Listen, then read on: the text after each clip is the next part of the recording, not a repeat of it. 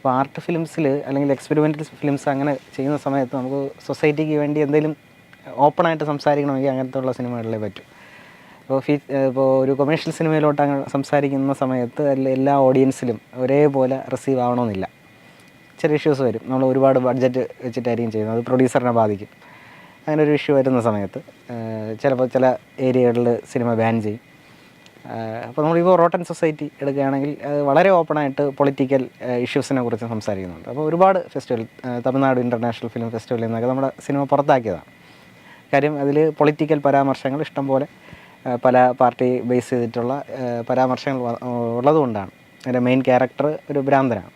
ആ ഭ്രാന്തന് സത്യം വിളിച്ച് പറയാം. അങ്ങനെ സത്യം വിളിച്ച് പറയുന്നുണ്ട് നമ്മുടെ സിനിമയിലൂടെ. അങ്ങനെ പൊളിറ്റിക്കൽ പരാമർശങ്ങൾ വന്നതുകൊണ്ട് ആ സിനിമ പല ഫെസ്റ്റിവലിൽ നിന്നും പുറത്താക്കിയിട്ടുണ്ട്. അപ്പോൾ അതാണ് ഞാൻ പറഞ്ഞത്. അപ്പോൾ നമുക്കൊരു കൊമേഴ്ഷ്യൽ സിനിമയിലോട്ട് പോകുമ്പോൾ അങ്ങനെയുള്ള സോഷ്യൽ ഇഷ്യൂസ് ചിലപ്പോൾ ഡിസ്കസ് ചെയ്യാൻ ഒരു ലിമിറ്റ് ഉണ്ടായിരിക്കും.